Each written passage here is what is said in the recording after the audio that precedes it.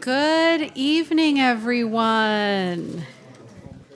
And happy LGBTQ History Month, everyone. Hooray!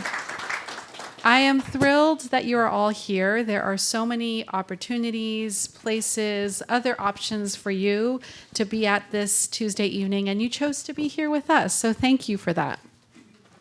My name is Christina Mitra, pronouns she, her, ella, and it's my pleasure to welcome you to the San Francisco Public Library's James C. Hormel LGBTQIA Center. Since 1996, we've been a cornerstone of LGBTQIA+ history through our extensive queer archives, book collections, which you can now check out. So if you have your library card, which I'm not going to call you out if you don't, no shaming, but did you know that they're free and anybody can get it if you have a California ID, and any of these wonderful books are available to check out. And that is a change from this year, so please peruse after the program. And we're just so pleased to have dynamic programming and exhibitions like the program we're hosting tonight. I first want to acknowledge that we occupy the unceded ancestral homeland of the Ramaytush Ohlone peoples, who are the original inhabitants of the San Francisco Peninsula.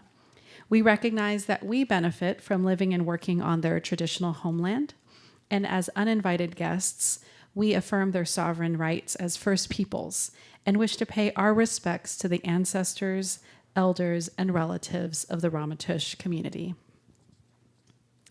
So I am so thrilled to host the book launch of When the Band Played On, The Life of Randy Shilts, America's Trailblazing Gay Journalist from Chicago Review Press, tonight with author Michael Lee. In conversation with Leah Garchik and Randy Alfred.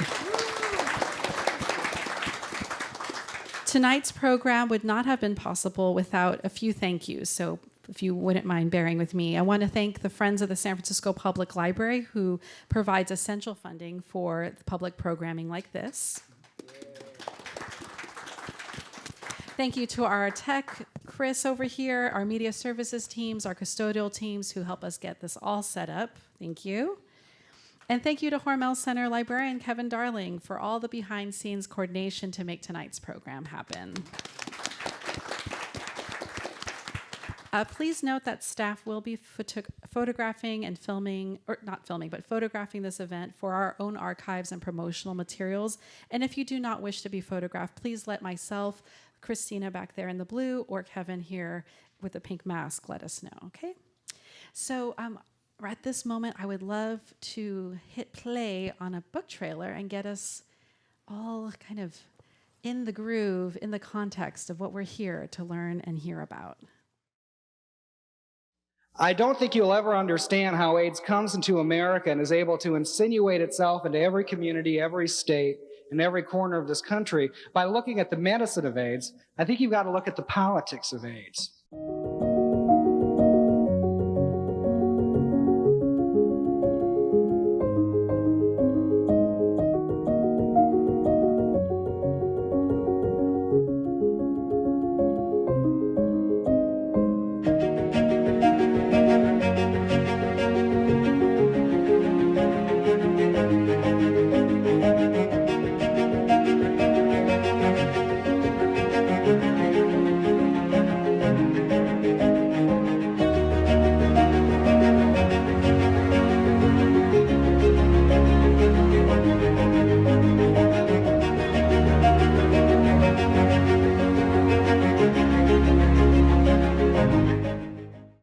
For all of us, AIDS is going to be a personal issue.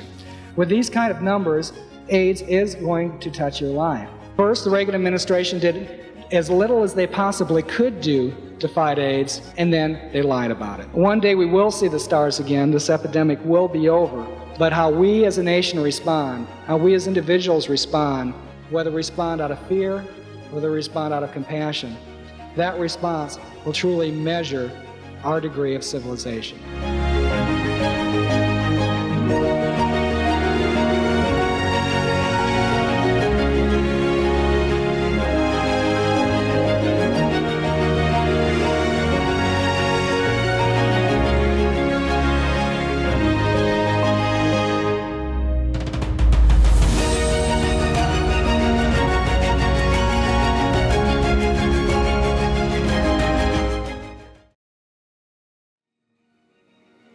Thank you.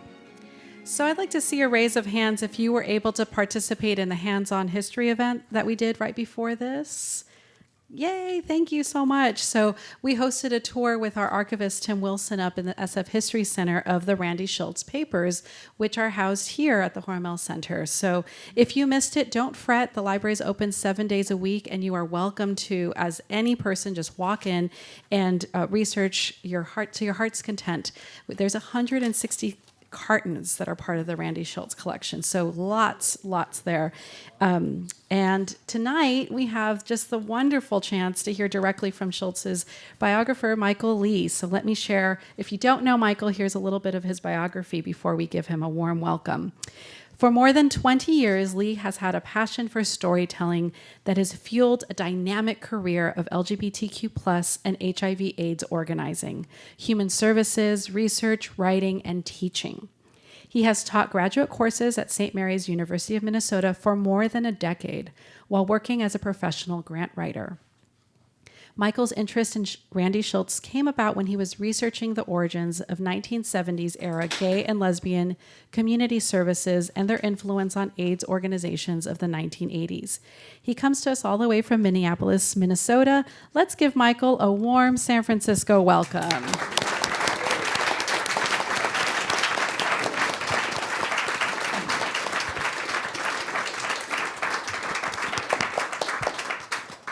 Thank you very much, and good evening. Can you hear me? My name is Michael. My pronouns are he, him, and his. And I just have a few thank yous to begin with tonight of my own. Starting with the staff here at San Francisco Public Library. Christina Mitra, thank you for that lovely introduction. Kevin Darling, who has been an amazing collaborator in organizing this event. Chris McCullough, our media services technician. Christina Moretta from the archives. And I cannot say enough about Tim Wilson, who has been with me on this journey since the first time I emailed to inquire about coming out here to dive into Randy's papers, and who accommodated every request I made along the way, sometimes going above and beyond. I know that there are a number of other collections that I have done work in. I also want to acknowledge the GLBT Historical Society, specifically Daniel Bao, who has been encouraging from the get-go, and I think was the person who encouraged me to reach out to Randy Alfred when I first started my research. And most recently, the archivist Isaac Fellman, who works there. They have been steadfast collaborators in this. Also did some work here locally in the UCSF collections, their HIV/AIDS archives, which are quite extensive and quite overwhelming to work in. I've noticed that many of my sources, 73 in total, not all 73 are here tonight, but many of you are. I want to especially single out Randy Alfred, who has become not just a trusted source, but a valued friend over the years. And I am especially touched to see Steve Newman here, who we had a very intense, powerful visit in his Sarasota home 8.5 years ago that I think contributed many valuable moments to this book, even as painful as they could be to share. And so, Steve, especially for pouring your heart out and giving us your lived experience in ways that helped Randy's story to make sense, even as painful as it was to you. I'm just so touched that you can be here for this event tonight and celebrate this with me. One last person I would like to thank is the person who made it possible for me to make so many trips to San Francisco between 2014 and 2019, who is my good friend Jason Vivian, right here. Jason and I met many years ago when he was still living in Minneapolis, and when I first contacted him, knowing that he'd moved out here, I said, I'm thinking about doing some research on a book idea. Do you know any inexpensive places that I could come and stay? And Jason said, well, why don't you just stay with me?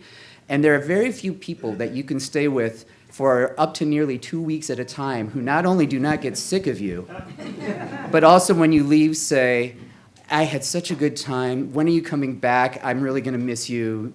Thank you for visiting me. And I just could not have done this.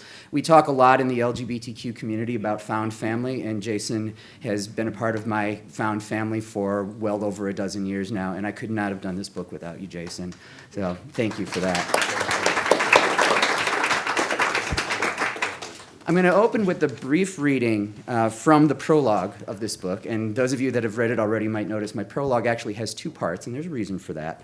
But I'm going to give you the second part because it feels like the most relevant to what we're talking about this evening. So this begins in Montreal, June of 1989. The Fifth International Conference on AIDS had erupted into full-blown revolution. Grassroots activists stunned the Palais de Congrès during the opening ceremonies, demanding nothing less than full participation, along with a commitment from scientific and political elites to cooperate and coordinate with the HIV/AIDS community. For the first time, leaders of a global relief effort found themselves sitting alongside, listening and responding to legions of patients with nothing left to lose. The protesters had done their homework and weren't afraid to boo whenever they detected a lack of urgency or sensitivity from the distinguished presenters.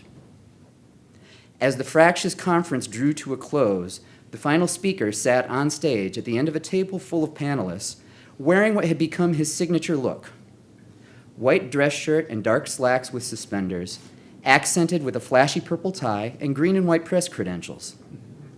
The familiar mop of curly brown hair and rounded, square-framed glasses highlighted a bearded countenance that, like his always cherubic torso, had gotten somewhat thicker lately. Randy looked healthy that day, maybe just a little overfed from the past 2 years of media tours. As he glanced down at his speech, a voice in the audience shouted, "There's no such thing as patient zero." After nearly an hour of detail-heavy presentations, the Randy Shilts took the stage, heralded as the author of the book which, perhaps more than any other single written document, alerted the peoples of the world to this extraordinary pandemic.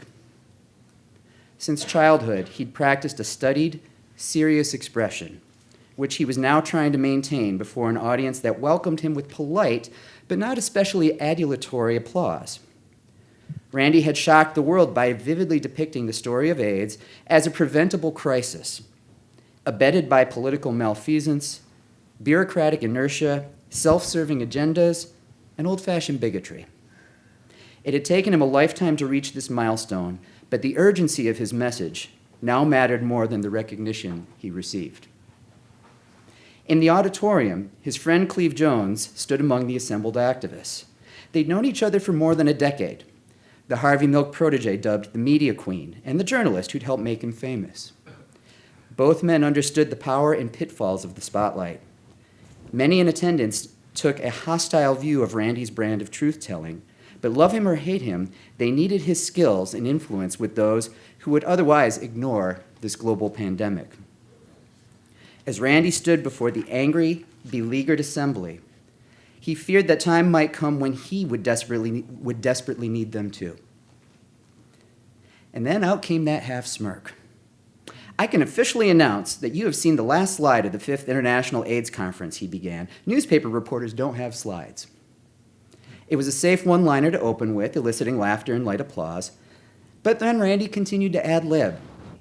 "People ask, can I get AIDS from a mosquito?" he riffed. "Of course you can get AIDS from a mosquito. If you have unprotected anal intercourse with an infected mosquito that's not wearing a condom, you'll probably get AIDS. Otherwise, you'll probably fine." The longer he joked, the quieter the laughter became, while his detractors' jeers grew louder. But Randy wasn't backing down, launching into a digression on the urban legend of gay San Francisco waiters ejaculating into salad dressing. In the dark lecture hall, Cleve grimaced. Poor timing, wrong crowd. From somewhere in the hall, he heard someone shout, "Randy Shilts, you are such an asshole." The usually unflappable Randy seemed momentarily rattled. "Gosh, you can get booed here and only say 3 paragraphs, he responded. "I've only started." "Get the hook or the gong," someone jeered. "He's a whore," yelled another. Squaring his shoulders, Randy gazed past the spotlight and continued. "As a journalist," he began, "my general mandate is to report the news and to try to define that nebulous commodity known as the truth. Sometimes getting at the truth means focusing on failures as well as successes, because within the failures of any group of people are the clues to the mistakes of tomorrow, mistakes you want to avoid. And there are mistakes we want to avoid as we leave here today for the next year of the battle against AIDS." The hecklers grew quiet. As Randy's tone became serious, so did his facial expression and body language.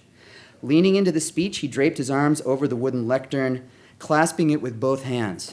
The half-smirk was replaced by a slight scowl as he gestured with clenched fists, describing how he imagined writing a headline someday that would be both his dream and his nightmare. The dream, Randy noted, was of a day when he would report a momentous breakthrough in HIV/AIDS treatment. "I'll be at the press conference with a lot of you," he predicted. "And at that press conference, eminent scientists will unveil the armamentarium of treatments that will make HIV into a manageable chronic infection." But, Randy asked, will that day come too late? How many sufferers would needlessly die in the meantime? If the world had to wait until 1996, he warned, one of the most momentous days in science will come and it will be utterly irrelevant. He spoke both as the world's most famous AIDS journalist and a helpless witness to the deaths of many friends and loved ones. At the same time, Randy avoided mentioning that his own life depended on the promise of that dream. He hadn't finished sparring with the crowd, and they certainly weren't done with him. Randy earned loud cheers for crediting the activist coalition that had won substantial, long-awaited AIDS research funding. Again, they applauded for his declaration that it wasn't good enough to say science moves slowly when the world urgently needed a solution. And then there was louder, longer applause when he told pharmaceutical and political leaders they needed to do more to hold themselves accountable. The friendly tides began to shift, however, when Randy addressed the activists in the hall. In his estimation, there was plenty of criticism to go around, and he'd never been content to dish it out to just one side. With half of the room applauding and the other half booing, he insisted that acts of anger, only for the sake of anger, wouldn't produce results. This conference is not supposed to be a therapy session. Referring to a Barbados official who in her speech elicited boos and hisses for using the word victims, he added, "Believe it or not, in the third world, there are greater concerns around AIDS than the semantic niceties imposed by the politically correct jargon of North American activists." Randy's detractors and supporters now rivaled each other's volume. But just as the activists were reaching their crescendo, he pulled them back to his side with a series of emphatic statements. Scientists, he reminded them, owed their funding to the hard work of AIDS activists. Applause. Even greater funding commitments were needed, he continued, for syringe exchange and other programs to prevent new HIV infections. Applause. And, Randy insisted, world leaders must have a case of severe dementia for devoting less than a fraction of their budgets to saving lives compared to the money spent on new armaments and perpetual warfare. The loudest applause so far. "Remember, you are all part of history in this struggle," Randy added, "and historians will note how well you take up the challenge of urgency. How well you do, more than anything else, will measure our degree of civilization." Concluding with a quick thank you and a flash of that irrepressible half-smirk, he quickly retreated from the lectern, with many on their feet cheering, while chants and catcalls rang out from the back. Randy had again demonstrated his clairvoyance, as both his dream and his nightmare would eventually come true. With the turbulent 1980s drawing to a close, he left Montreal firmly established as the Randy Shilts, one of the most interesting people in the world, flush with wealth and fame, and seemingly able to do whatever he wanted with his life. True to form, Randy had managed to stoke both his critics and admirers. Still, as he traveled home to California, there remained another nagging, undeniable truth with which he'd need to reckon. Away from the public spotlight, Randy Shilts was well aware that, much like the emerging political movement he covered, he was now inescapably caught up in his own battle for survival.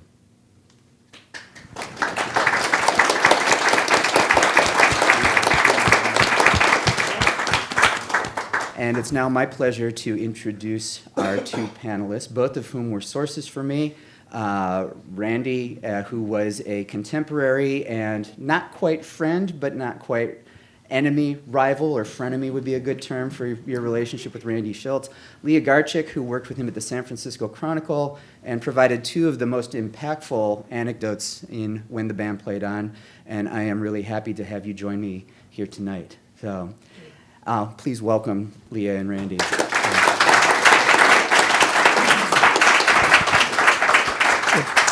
Sit down, Michael. I have a few questions for you. I was going to open with what prompted you to write it, but the introduction talked about what you were doing at the time and so forth. So I'm going to jump to the depth of your research is incredible. Thank you. And my question is, what surprised you most in all of your research? What is the thing that surprised you the most? You know, there are so many surprises that come up, but some of it, I think, particularly when you take the approach of starting at the very beginning of someone's life and moving through it, recognizing stages of development, recognizing the influence of trauma across the life course, and recognizing the context in which he lived, less of it came to surprise me and more just sort of came to, I guess, amaze and amuse.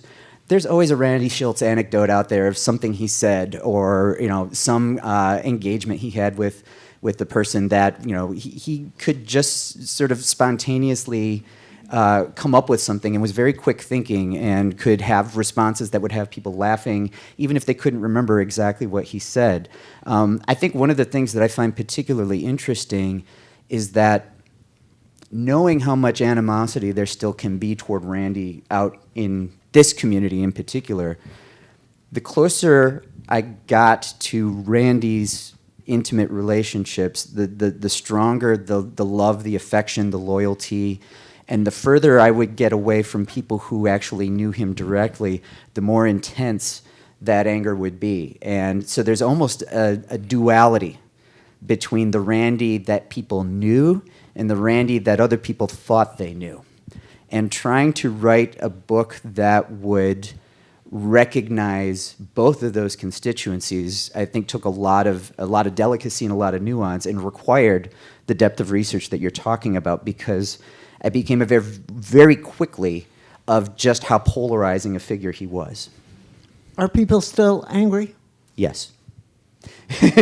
Yes, absolutely. And I can see it in some of the questions that I get asked. I can see it in some of the social media chatter that still happens around him. One of the things I've learned how to do is not look at the comments on YouTube, because any internet shitposter will come on and say whatever they want. But at the same time, there is sort of this sense of people being very sort of siloed in their views.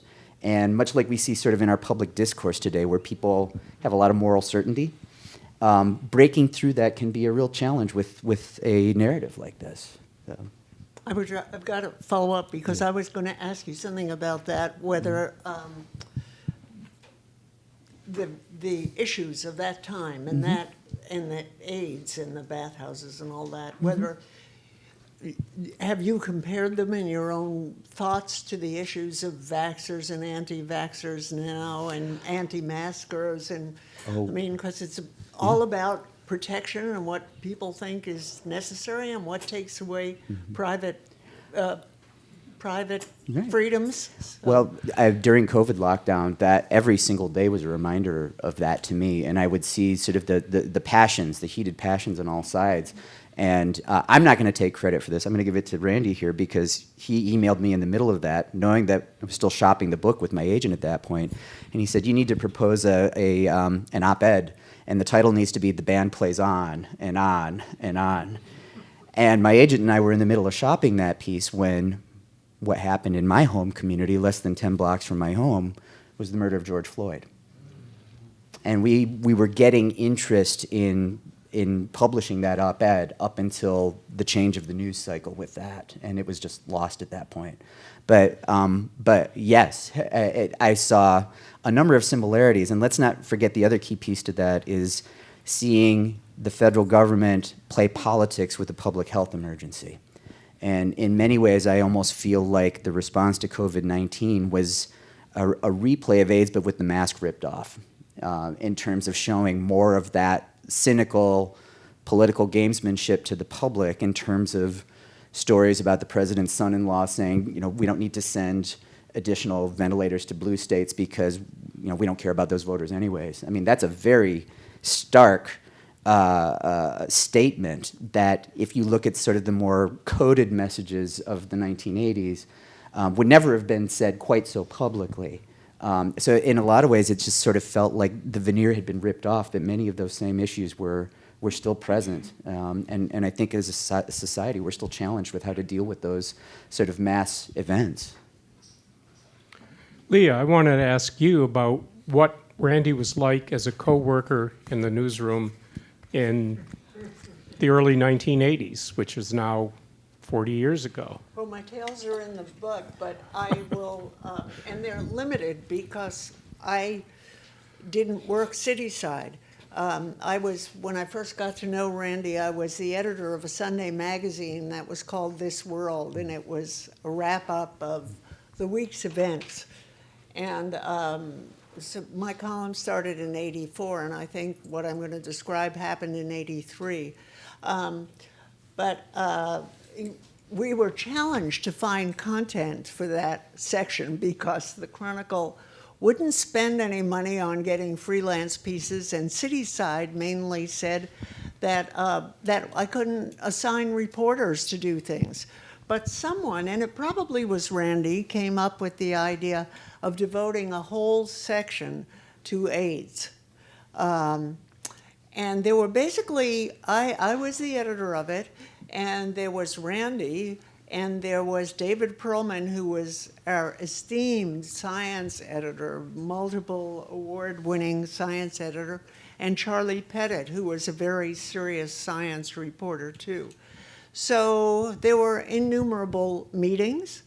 There was sort of rumbling about whether the whole concept of doing it was the right thing to do, because there was that tough old boys, reporters, a lot of them who drank too much, but they prided themselves on their toughness, and they were not interested in AIDS, and they were jealous of all the attention that Randy Shilts was getting as a new kid on the block. This is how it was at the Chronicle. And anyway, we started putting the section together, and there was a list of stories, and it was my job to figure out, I was supposed to figure out how they would fit. We had a certain number of pages, and how long they would be, and which ones would get the most emphasis. And so Randy and I think it was just Randy and I that were talking about that. David and Charlie weren't around, but he was saying, well, I want this here, and I want that here, and I want that here. And I'm pretty mild-mannered, actually. But something about the way he was calling the shots got my juices running. So when we finished discussing it, I said, Randy, I know that you're the main writer on this, but I am the editor, and those decisions are my decisions. So, and Randy looked at me and started crying. Yeah. And I was astonished. I mean, that hadn't happened since. I know this is such a sexist thing to say, but I know many women who I would come upon in the Chronicle bathroom crying over various slights and things that had happened.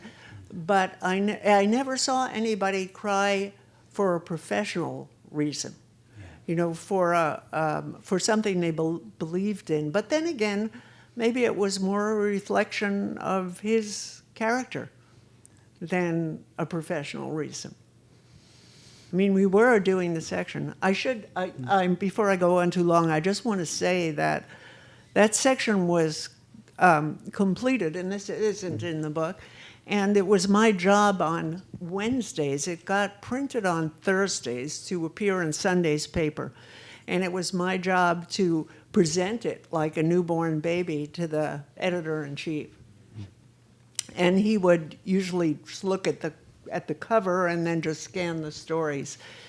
And it went through. We did the section, but he was not enthusiastic. He didn't say, oh, great job. He wasn't the sort of guy to say that anyway, but he didn't. He indicated that, you know, why are we doing this? Yeah. You know? What was the date? That was '83. It was published at the beginning of '84, though, I think was was right. it? Yeah. So, Yeah. so you worked on it, I think, at the end of '83, and then it came out. Yeah, right. my knowing that date is only because my column started, I think, in April of '84. Right, So I yeah. knew it was Before right that, yeah, before that. Anyway, years later, of course, the Chronicle was very happy to say what pioneers they had been. Well, I had stories like that frequently from other colleagues. Katie Butler, for example, Susan Sward, Lori Olszewski, a number of those, and it reaffirmed everything that you're sharing here. One piece about the Old Boys Network, Katie Butler talked about a group of old Chronicle reporters who called themselves Section 8, I think it was, sort of a slang for an old Army term for groups that get sectioned out. I had to cut this from the book, but there was apparently one who had one of those plastic clear mats under his rolling desk chair that had a full Hustler spread, like the full beaver spread, like right across the bottom of it. So it was a very sexist environment. And Randy never recounted any overt acts of homophobia toward him in the newsroom, but I know from Susan and others that he was never quite accepted either. So And I remember at the beginning of when we were learning about AIDS and what caused it, that there were guys in the newsroom who said, oh, if I knew anybody who had that, or, I wouldn't work with them. Yeah. And these are reporters. They're not yahoos, supposedly. I mean, they're educated people. Right. It was pretty shocking. Right. I wanted to add to what you said about the Chronicle's pride that as recently as last week in the obituary of the former publisher, Richard Theriot, talked about his pride at having been there when the newsroom was integrated with reporters like Randy Shilts. So that's quite recent. I wonder whether or not Randy's tearing up or crying when suddenly he was challenged, and in a way that was new to him in professional circumstances, but apparently not, I learned from reading Michael's book, from his family life and how this connected to a whole world of private hurt that hardly anyone knew about. One of the books that my students frequently like to quote, I think the title says it all, with respect to the influence of trauma, is "The Body Keeps the Score."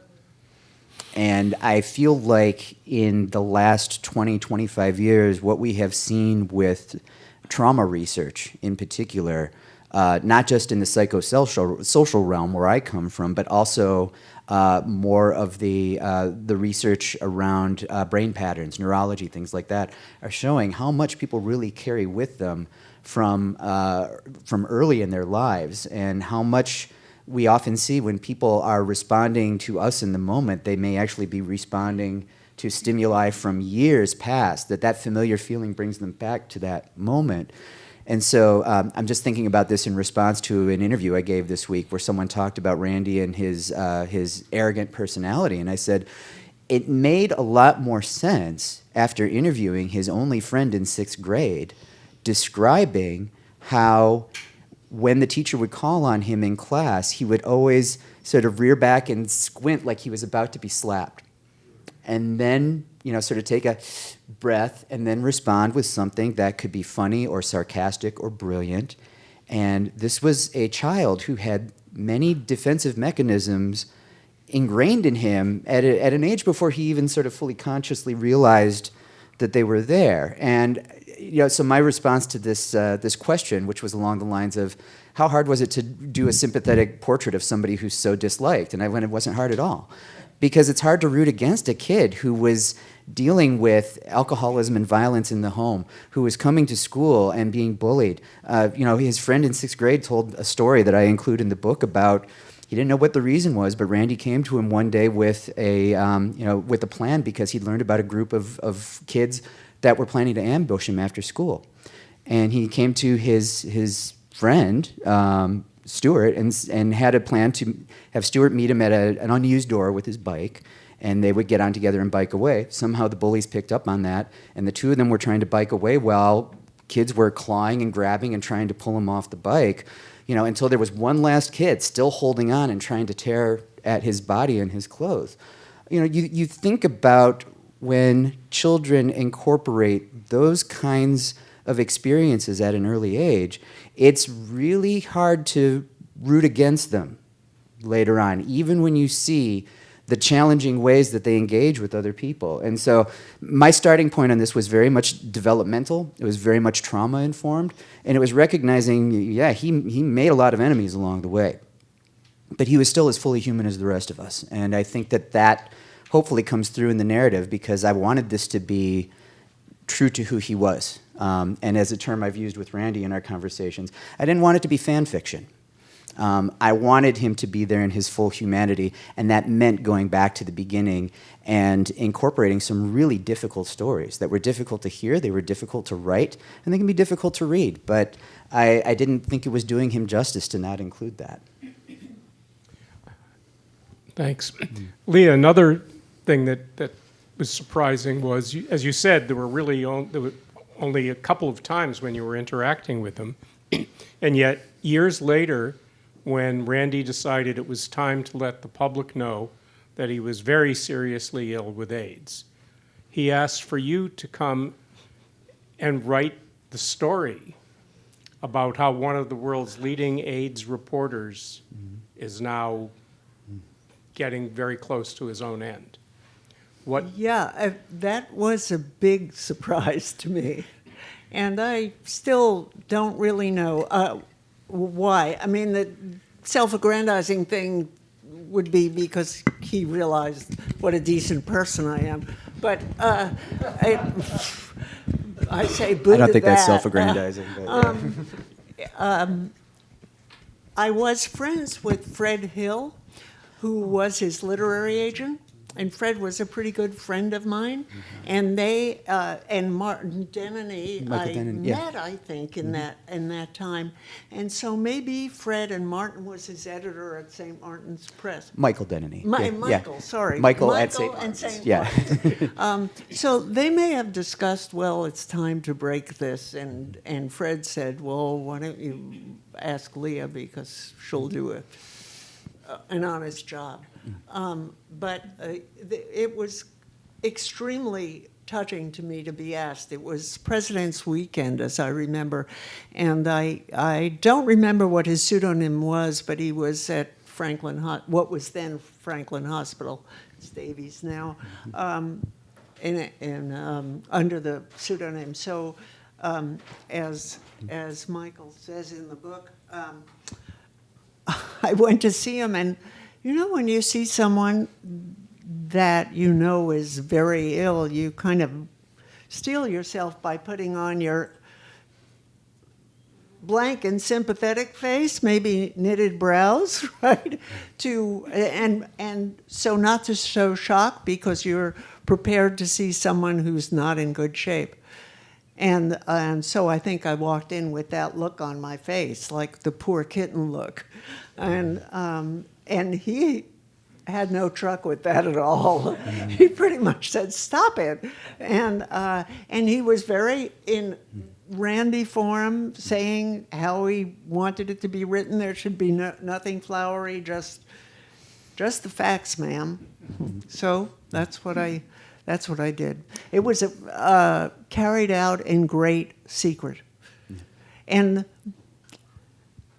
that's kind of a defensive tactic, isn't it, against all the gossip and all the innuendo that was spread around the community, that ugliness about, oh, he's sick, and now he's telling us what to do. So to spring it on people was a sort of theatrical move. Mm-hmm.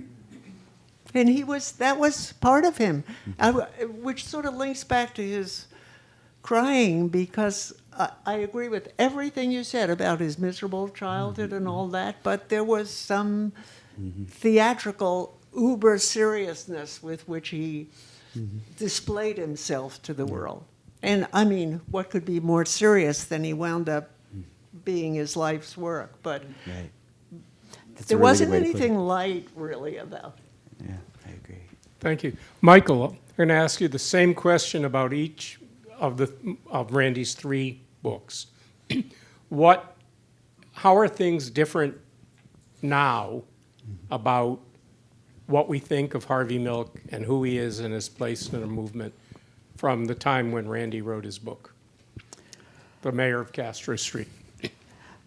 It's hard for me to generalize about what other people know, but I will say I think that one of the undervalued contributions of The Mayor of Castro Street, and I think it also connects back to the piece that Randy wrote in Christopher Street, which was supposed to be kind of the backdoor book proposal for mayor, was Randy really took an interest in how Harvey really saw the movement for gaining, I'll say gay and lesbian power because it was not LGBTQIA yet. We were not yet recognizing the full nomenclature that we do today. But that he really keyed in on how Harvey was trying to align the movement with a more sort of working class movement in a lot of ways, and that he was working with unions. He was trying to organize drag queens in the bars, tavern owners, things like that, and that he was not as popular with the respectability side of the gay political movement, which we know. But has any of that changed? I don't know. Has our understanding of it changed, or has the reality of the way when I was asked recently about queer people are politically? Right. Well, I think there's still that tension, and I don't want to get too deep into that right now because I only have my own limited understanding. But I think there is still kind of a split between what we would sort of consider more of a movement toward the mainstream versus more of a attempt to align and be in solidarity with other oppressed communities. And I think that The Mayor of Castro Street, as the biography of Harvey Milk, which in your review you noted had several flaws in it as well, it does still provide a very interesting and valuable perspective on how groups that have been historically marginalized can organize and form pockets of power within their own localities. And I don't think it has to necessarily be read just as an LGBTQIA book. I don't think it necessarily has to. I think there are lessons in political oppression as well as political power building from the grassroots that still have value today. Okay, thanks. Number two. Yeah. HIV, Yes. then HIV now. How do you react if people come and tell you HIV is over?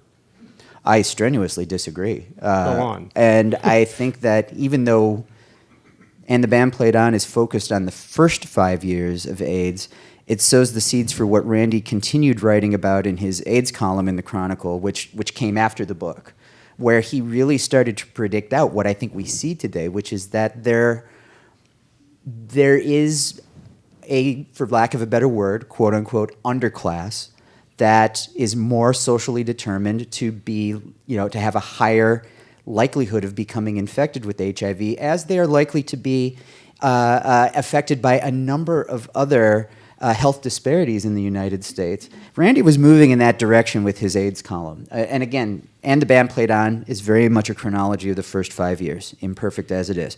Where he was going with his column afterwards and sort of building on And the Band Played On was to say, we have patterns of institutional discrimination here that are going to continue to make the communities that are affected by HIV younger, browner, and poorer, along with other factors that come along with that.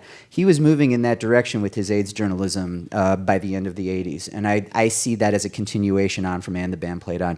And I would argue that today, even as we have wonderful innovations like PrEP and U equals U, and the ability to help people get their viral load to undetectable and not be able to transmit it to others, we still see this gap that is very much aligned with all of the other socioeconomic disparities that we have in the United States. And so that is, to me, an example of how that journalism, that AIDS journalism, is still foundational to understanding the world we live in today.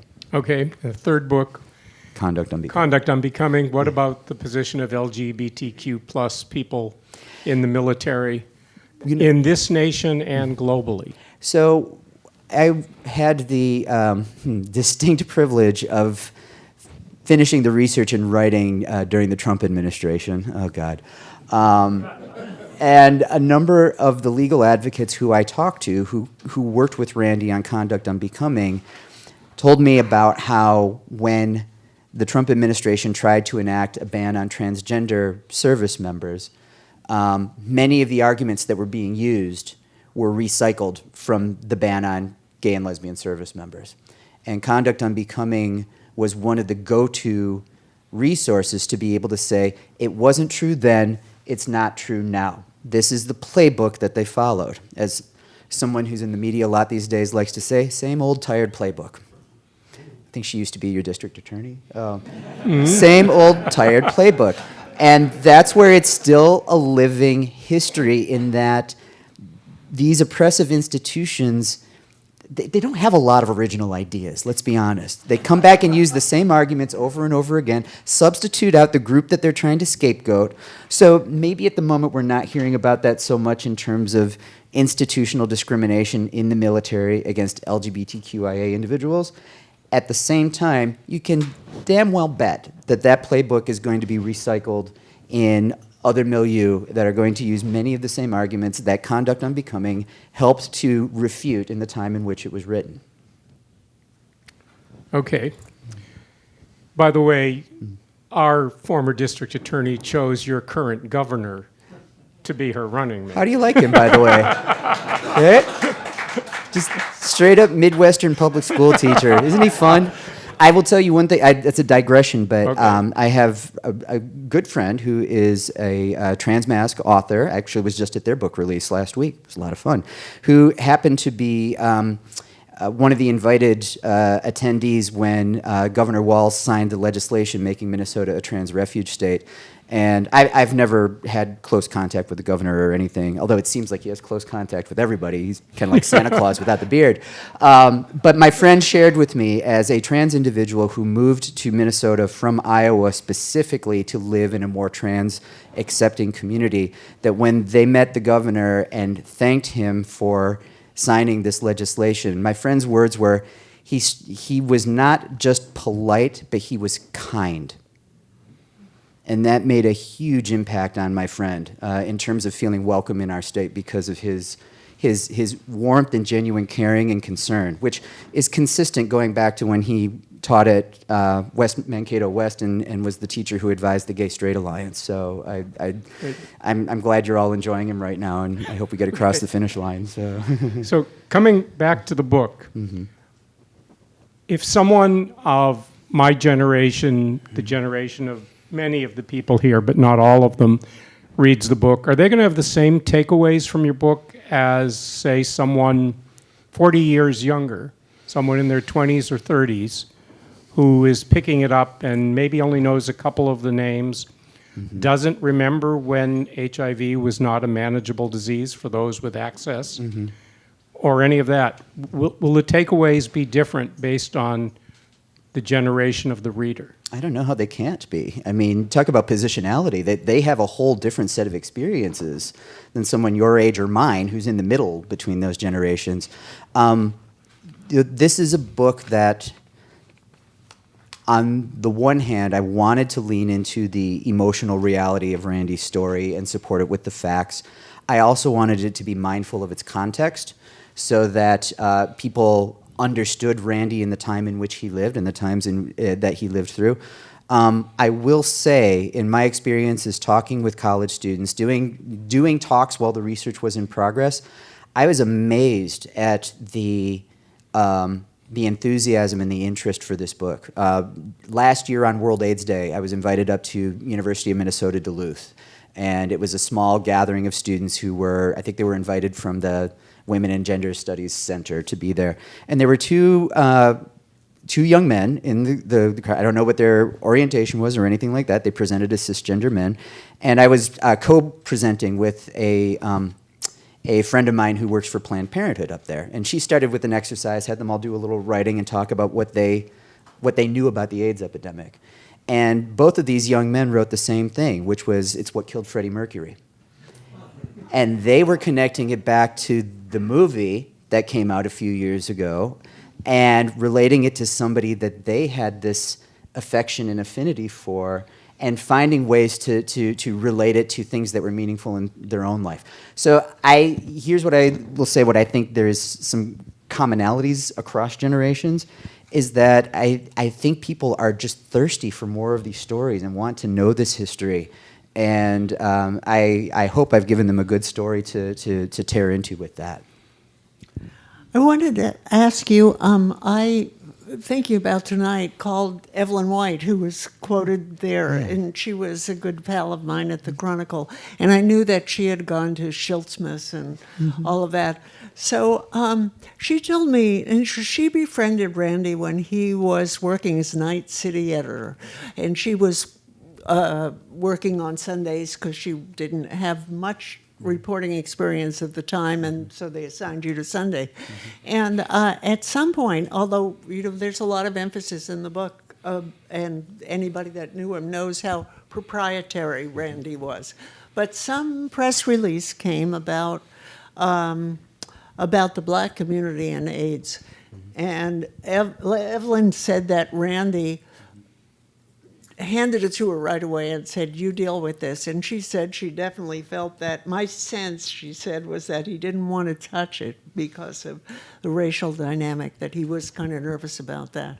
Did you come across? There was a quote. I had to cut it from the book. This book originally, my first draft was 175,000 words. I had to get it down to 100,000. So there's a lot I had to cut out of it. There was one story in particular. It was an interview he did with, I think it was San Francisco Focus, around about 1989, where he told the reporter, he said, in terms of what's going on in Black communities with AIDS, he said, a journalist could write a whole other book like And the Band Played On about it, and I hope they do. So I think he did not want to touch the racialized aspect of it in terms of how that response was being carried out. I do think, back to my point earlier about him predicting that a certain underclass would emerge that would be more disproportionately affected by HIV, is part of that as well. I do think that he had a sense of which stories were right for him and which weren't. But a point I will add to that, which also came from Evelyn as well as other new gay journalists in this town at the time, including Hank Plant, who was also a source and also an endorser, was how Randy had this way of taking new gay reporters under his wing. And even though they were technically competition, like Hank, Randy encouraged Hank to let people know that he was gay and to go out and cultivate stories in the community and use that to his advantage. Evelyn spoke to me quite frankly about her being a young Black lesbian in the newsroom. She appreciated how Randy sort of took her on almost as an older brother. I also found, interestingly, in early 1984, when the back and forth between Randy and the Bay Area Reporter, especially the editor Paul Lorch, was at its most heated, what I found in his papers was a letter from a BAR reporter, Mike Hippler, thanking Randy for the constructive notes he had given Mike on one of his stories. And so he was out of the spotlight doing more to help these up-and-coming journalists find their footing in this town, even though they were technically competition. And so where Randy has kind of this reputation of being territorial and arrogant and sort of self-centered around these things, there isn't necessarily that understanding that in the background there are a number. Elaine Hersher was another one who said he took me in. He showed me how to do this. He fed stories to me. You know, that kind of mentoring that he offered, even if they weren't in the Chronicle newsroom, was very important to him to see them do well. Okay, we want to leave time for audience question and answers, but what has to be asked of any successful author with a new book is, what comes next, Michael? Any projects in the... Yes. The next book is going to be a collaboration. I'll go ahead and share it. We're among friends here. I am deeply honored, and I have friends here who know this person. I am deeply, deeply honored that one of my oldest and dearest friends is the founder of International Transgender Day of Visibility, Rachel Crandall Crocker. Goes back to my days as a student activist at Michigan State University in the late 90s. She is a clinical social worker, therapist, someone who in the entire time I've known her has done servant leadership, and her name is known to practically no one. But Trans Day of Visibility has become this global phenomenon. And she approached me last summer and asked if I would be interested in collaborating on a book about her life. And so we have already started the work on that. We've recorded an oral history. Rachel is a self-described Jewish transgender lesbian with Tourette's syndrome. She touches multiple realms of intersectionality. That means she gets to ride first in the parade, right? She should. As anyone who I'm looking at my friend Eric Greenfrost, who knows her well, and Eric can vouch for this. Rachel should be at the front of the parade, yes. But she has changed so many lives, and so few people know who she actually is. I mean, this has gotten recognition from the White House, Department of Defense. It was attacked by Donald Trump this year because it fell on Easter.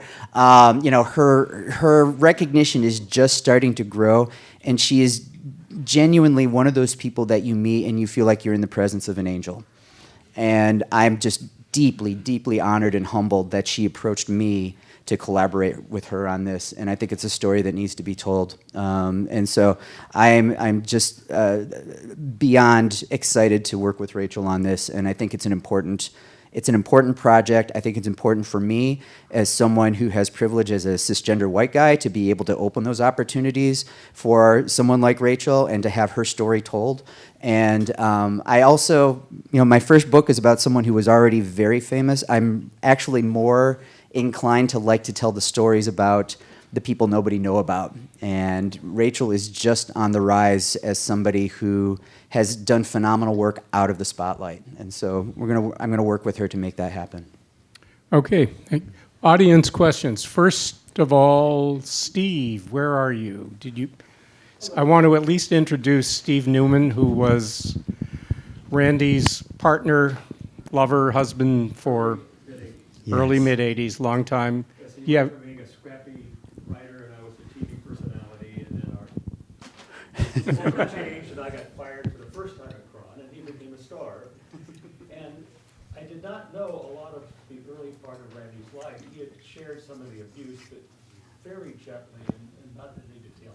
I didn't know he was so damn conservative. I wish I would have known those aspects of his early life that might have helped me navigate our relationship to the point that I would have been with him until the very end. I regret which I really didn't happen. He had a tendency to compartmentalize, where certain groups of friends knew him but not each other. And it was really interesting doing the research and connecting the dots across that, because you had a lot of pieces that someone like Linda Alband, his business manager, did not have, or Ann Neuenschwander, his best friend. Being able to talk to his high school girlfriend was quite the revelation, who, by the way, ended up marrying his only friend from 6th grade, Stuart Jones. So there were all these pieces that, his family knew certain ones, you knew certain ones, and so to be able to put those together in this was an absolute gift. But one of the things I honor and can resonate back to you is it was very clear he had very compartmentalized lines in terms of who knew what about him, because certain people knew more and certain people knew less on certain details. So there's one anecdote that didn't make it in the book that Leah, I think, will like. There was one day, I was doing the Chronicle weather page and would occasionally write an environmental piece. Yeah. And one day I went down to get the Bulldog edition, the one star at 8:30, the very first print run. And we both had the beginning of our stories on the front page. And I went running back to our apartment. I said, Randy, look, we're both on the front page. Isn't this great? He said, give me that. And he went, yeah, but I'm above the fold. It was a great story. That got cut into 75,000 words, but that was, that was a good one. Thank you, Steve. I think this hand was first aid. Yeah. Next question.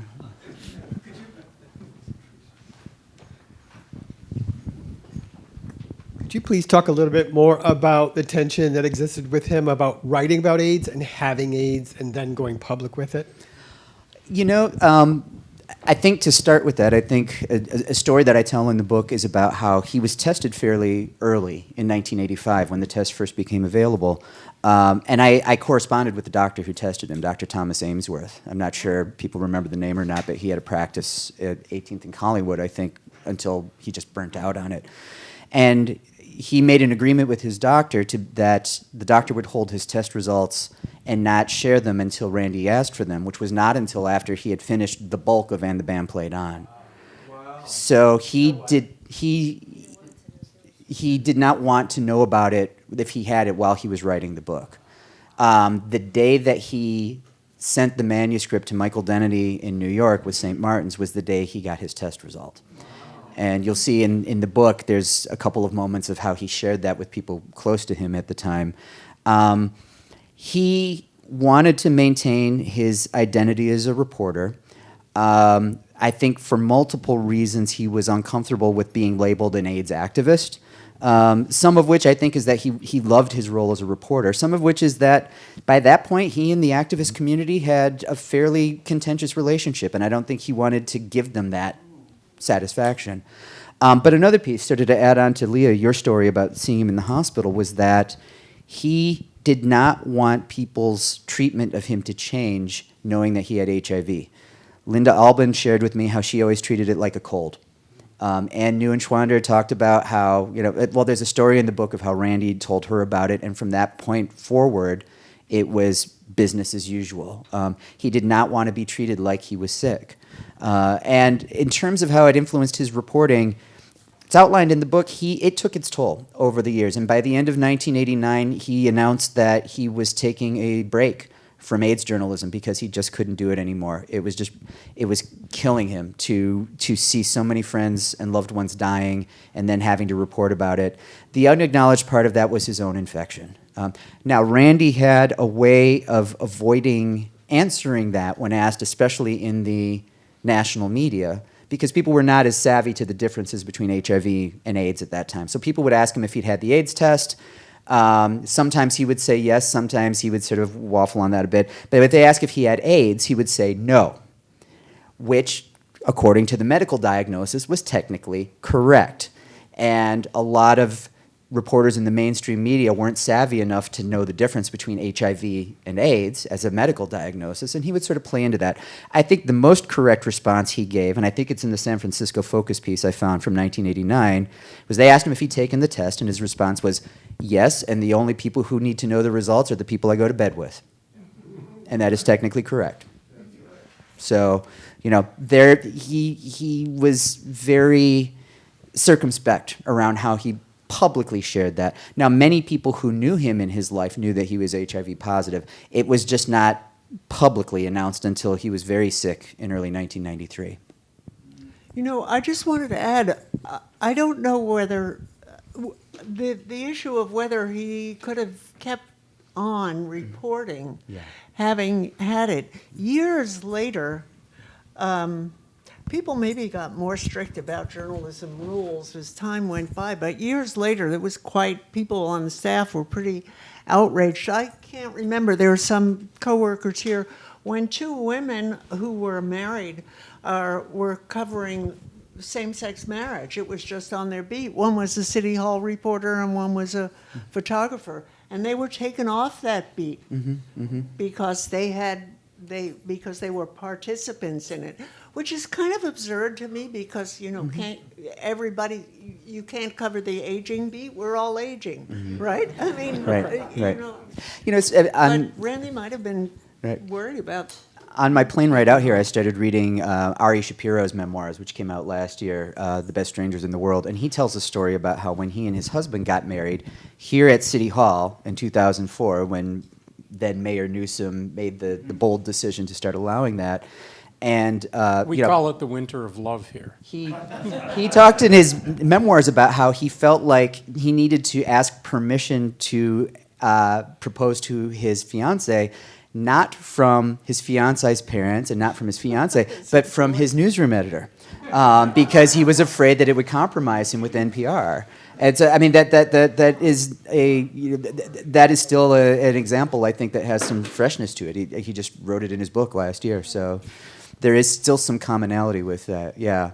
But I do think, and you'll see in the book, I think it was really tearing him apart, and in his personal life, it was getting more difficult to do the AIDS reporting because it was just, there was no space between the personal and the professional.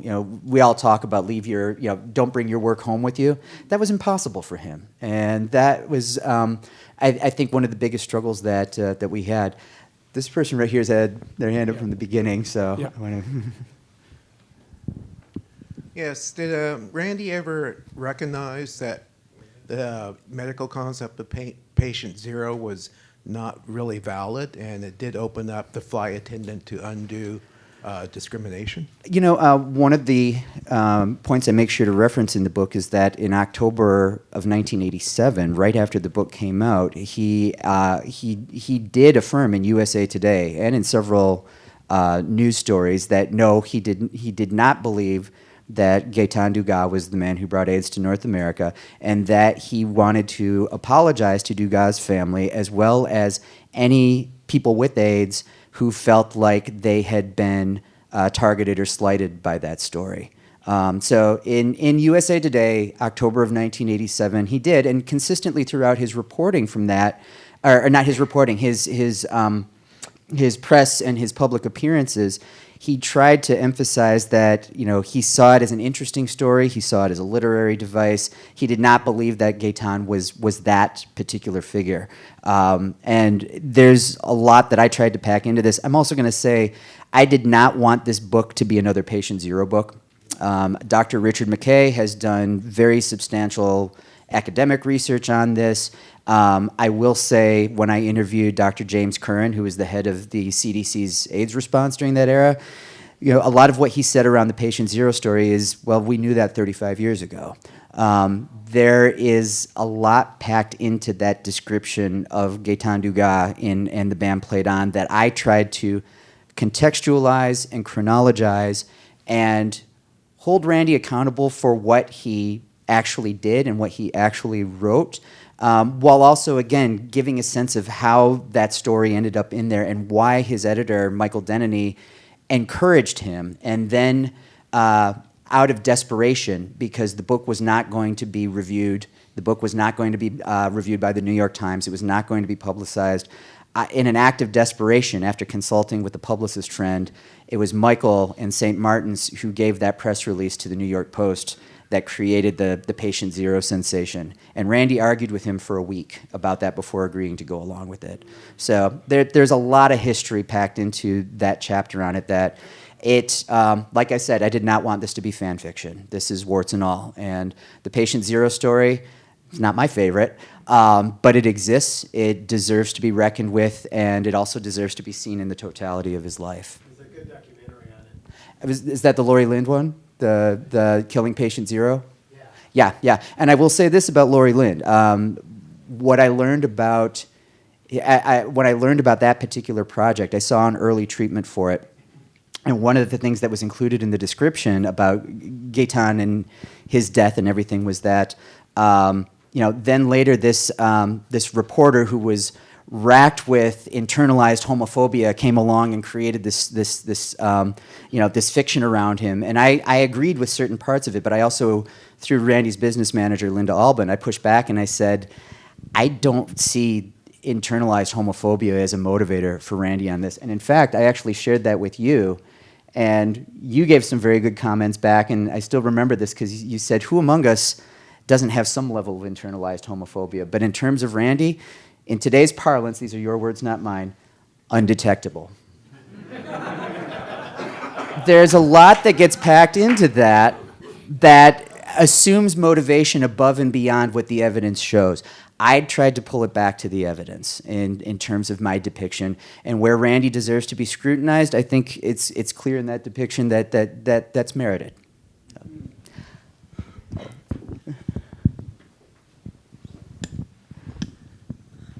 Michael, it's so good to see you here.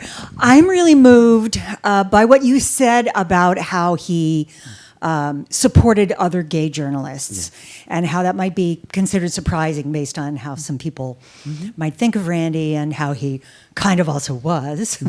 But what this made me riff on was, I knew Randy for 1 second at the University of Oregon when we were both in the gay studies class the first year that it launched.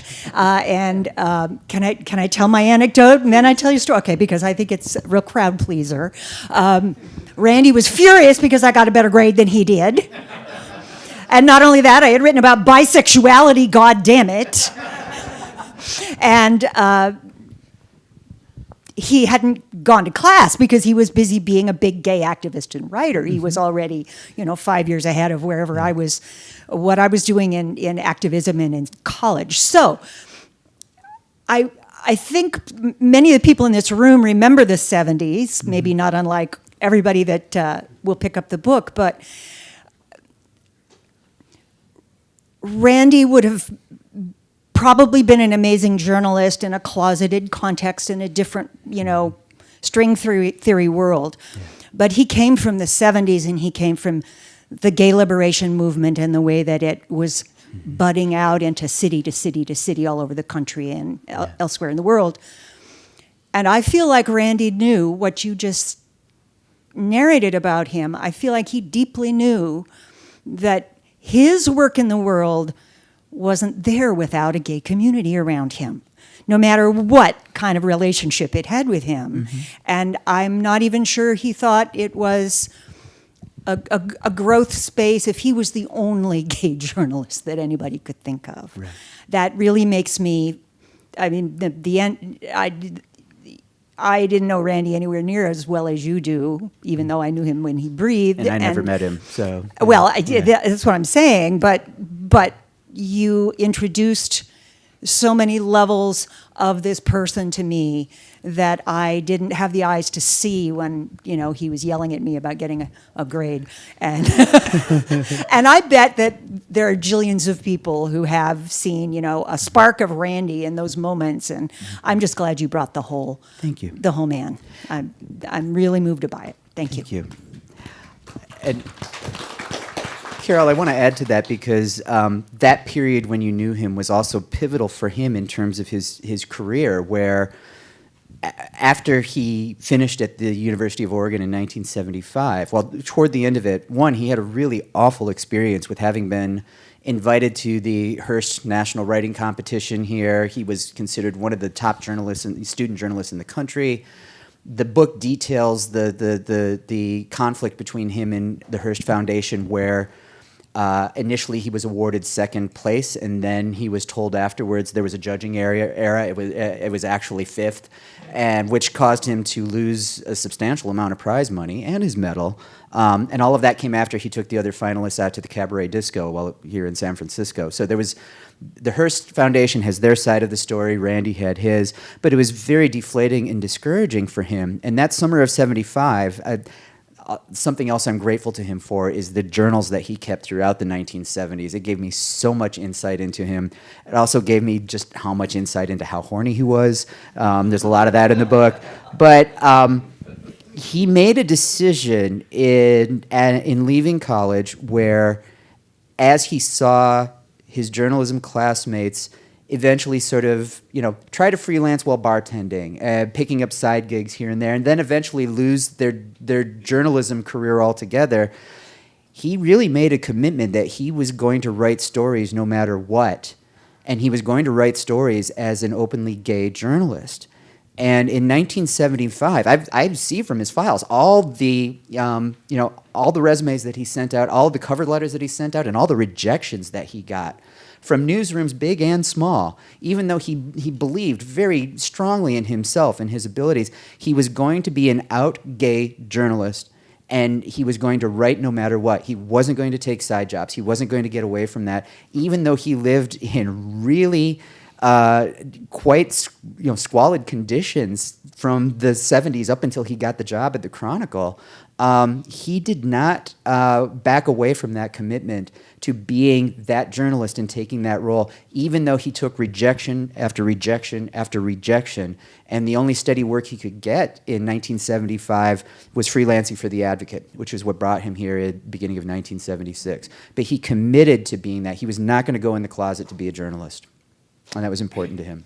Okay, we want to leave a little bit of time for Michael. Will you be able to sign some books? I'm happy to sign until my arm falls off. Yeah. Leah, do you have a closing comment or anything you want to add? Or no, what a pleasure it was to meet you, and what a pleasure it was to read the book. Thank you, Leah. And understand where Randy came from, having seen the heights he achieved. And I think he would be really happy to see you all sitting here and honoring him. And Even the people that had disputes with him. well, thank you all for being here. This is so I am a new author, and I, as a college professor, I talk to roomfuls all the time. But this is still a bit of a nerve-producing experience, and I couldn't have asked for a better interaction with all of you tonight. For those of you who knew Randy, for those of you who didn't, who are learning about him, I just hope that people will take this with open minds and open hearts, and understand that this was really, again, to capture him as the whole human that he was. And I'm just so pleased and honored that I get to share my work with you. So thank you all for celebrating this with me tonight.